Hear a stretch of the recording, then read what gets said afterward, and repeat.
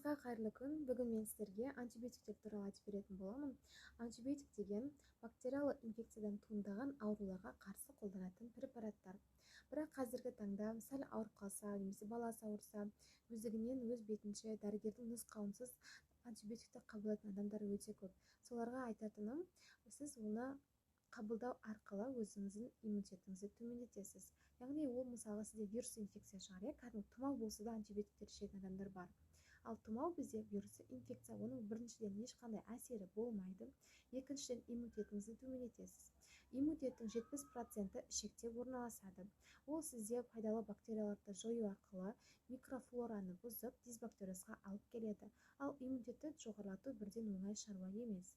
3 жасқа дейінгі балаларға барынша инъекциялы түрде антибиотиктерді бермеуге тырысу керек. Себебі укол салатын кезде бала қандай болады? Бала қорқады, жылайды, Оны шыңғыртып салатын болсаңыз, баланың организміне ол өте үлкен стрессті жағдай. Стресс деген нәрсе, ол мысалы үлкен адамның организміне болсын, ол кез келген ауруды одан сайын өршітетін және де басқа да ауруларға бейімдейтін ол фактор да.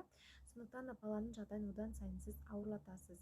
Одан да сіз суспензия түрінде, сироп түрінде, таблетка түрінде беріңіз.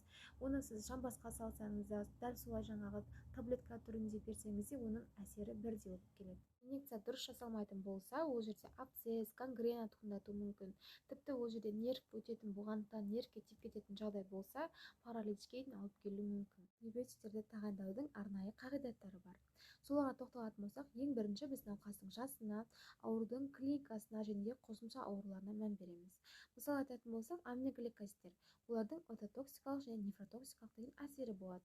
Мысалы балаға беретін болсақ, 8 жасқа дейінгі ототоксикалық әсері бар, баланың құлағы естімей қалуы мүмкін.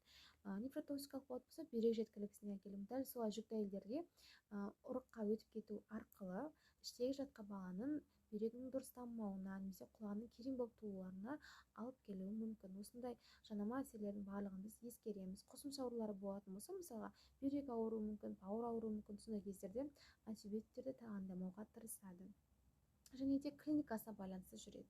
Яғни клиникасы болатын болса, мысалы перинефрит деген ауруды алайық. Бұл кезде уже пенициллиндер деген дәрілердің әсері болмайды.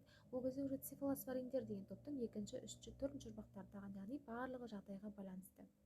Екінші ереже, препаратты дұрыс тағайындағанына көз жеткізу үшін жаңағы қоздырғыштың антибиотиктерге деген сезімталдығын анықтау өте маңызды болып саналады. Және дәрігер алдына науқас келген кезде соңғы қай уақыт аралығында қандай антибиотик қабылдадыңыз деген сұрақты қою өте маңызды болып саналады. Үшінші қағида бойынша ол тағайындау күні курсын жалпы минимум 3 күнге, 3 күн, 5 күн, 7 күн, тіпті одан ары қарай созылуы мүмкін. Сізге дәрігер неше күн деп жазып береді, сонша күнді міндетті түрде қабылдау керек. Мысалға 5 күн деп жазып беріп, сіздің жағдайыңыз 2 күнде жақсарып бастауы мүмкін да. Дәл солай сіз тоқтатып қоятын болсаңыз, жаңағы әлсіреп жатқан бактериялар одан сайын күшейіп кетеді да, ауруыңыз созылмалы түрге ауысып кетуі мүмкін. Және де ең жаманы, ол дәріге организмде резистенттілік, яғни тұрақтылық пайда болып қалады. Сіз мысалға ары қарай күшейіп кетіп, ары қарай емді жалғастырған кезде ол емнің әсері болмай қалуы мүмкін. Сондықтан да неше күн деп жазып береді, сонша күн үзіліссіз қабылдау керек. Видео пайдалы болды деген ойдамын. Келесіде қандай видео көргілеріңіз келетінін комментарияға қалдырсаңыздар болады. Денсаулықтарыңыз мықты болсын.